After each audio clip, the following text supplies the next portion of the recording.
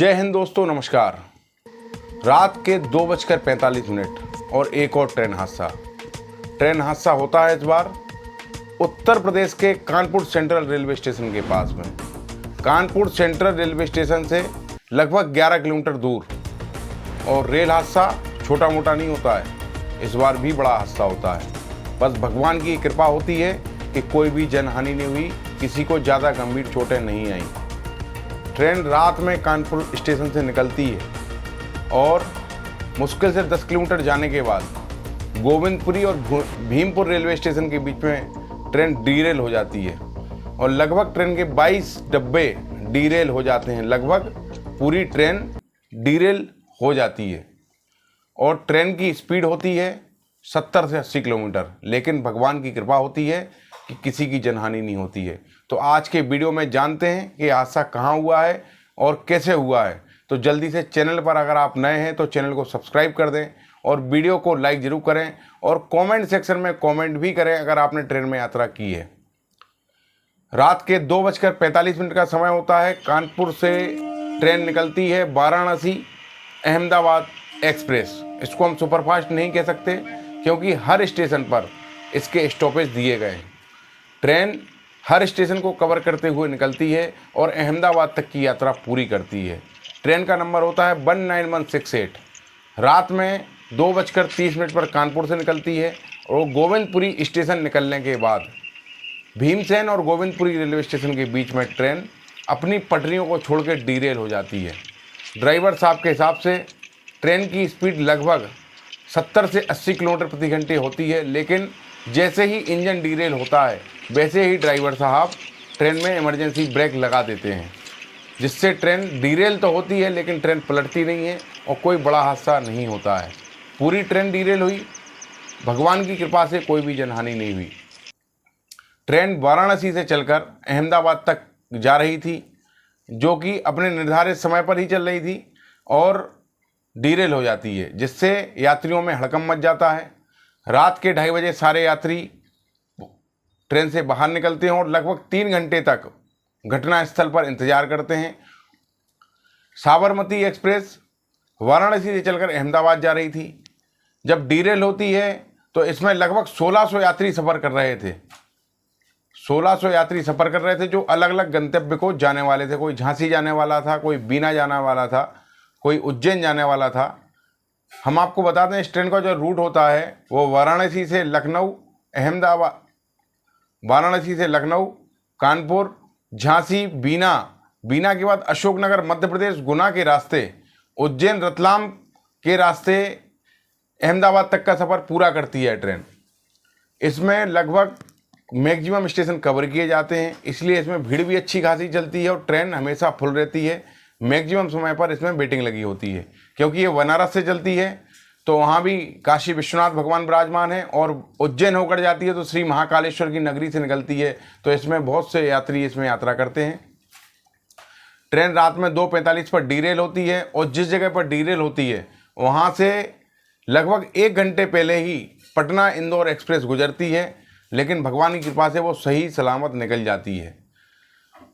आदरणीय रेल मंत्री जी ने बताया ट्रेन हादसा जब हुआ है तो उन्होंने ट्वीट किया है इस चीज़ को कि ट्रेन का इंजन किसी भारी चीज़ से टकराता है। पटरी पर या रेलवे ट्रैक पर किसी ने कोई भारी चीज़ रखी थी या कहीं से आ गई थी, उसमें टकराता है, जिसकी वजह से ट्रेन डीरेल हो जाती है, जिसकी जांच आईबी और पुलिस द्वारा की जा रही है। इसके पुख्ता सबूत भी हैं भारत सरकार के पास।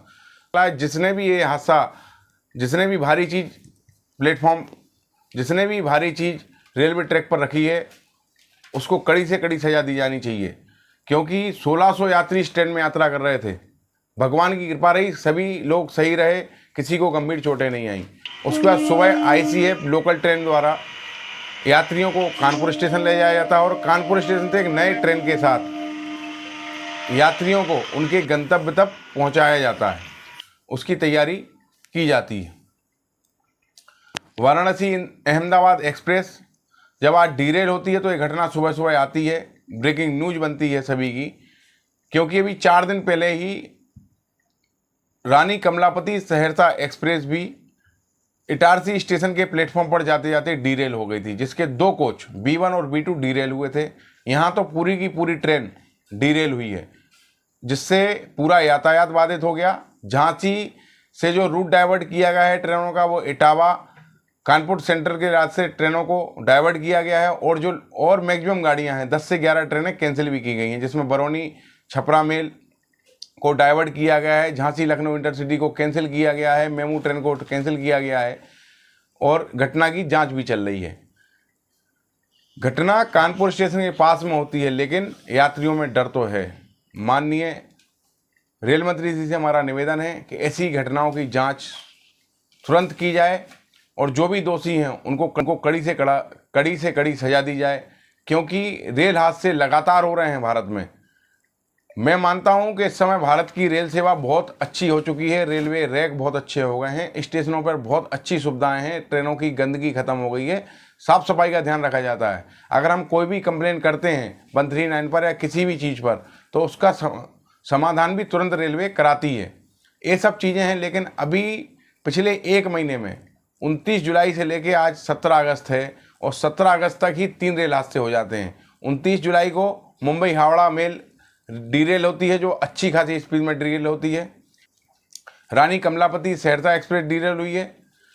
इधर साबरमती एक्सप्रेस डीरेल हुई है। आज से 2 दिन पूर्व कटनी बीना रेलवे लाइन पर एक मालगाड़ी भी पटरी से उतर जाती है, और उसके 7 वैगन पटरी पर पलट जाते हैं, और कोयला से भरी हुई मालगाड़ी पलटने से पूरा ट्रैफिक बंद हो जाता है। इधर भी यही हुआ है। जब रात में 2:45 बजे घटना हुई है, तो जो पीछे से गाड़ियां झांसी की ओर आ रही थी या झांसी से जो कानपुर जा रही थी, वो ट्रेनें सारी बाधित हुई। उनको लेट किया गया या उनको डाइवर्ट किया गया, या जो गंतव्य से नहीं चली थी उनको कैंसिल ही कर दिया गया। तो ये घटना बड़ी घटना है। अहमदाबाद वाराणसी एक्सप्रेस साबरमती एक्सप्रेस है, जो कि बड़ा लंबा सफ़र तय करती है और रोज़ाना चलती है। छोटे छोटे स्टेशनों पर रुकती हुई ट्रेन जाती है। रेलवे ड्राइवर साहब ने बताया कि सामने कुछ बड़ी भारी चीज़ से इंजन टकराया है, जिससे ट्रेन डीरेल हो गई है। तो ये घटना घटी है। मेरा भारत सरकार से निवेदन है, भारतीय रेलवे से निवेदन है कि जो भी इस घटना के आरोपी हैं उनको कड़ी से कड़ी सजा दी जाए, और आने वाले समय में ऐसी रेल घटनाएं ना हो, क्योंकि यात्रियों का भरोसा रेलवे पर आज भी है, हमेशा रहेगा। रेलवे जितनी अच्छी सुविधाओं के साथ सस्ते किराए में हमें सफ़र कराती है, वो और दूसरी सुविधा नहीं मिल सकती है। हम लोग रात में सोते हैं और सुबह दूसरे शहर पहुंच जाते हैं, और उसका एक रीजनेबल किराया हमें लगता है। ऐसी ही जानकारियों के लिए हमारे चैनल को सब्सक्राइब भी करें, वीडियो को लाइक करें, और कमेंट सेक्शन में कमेंट भी करें।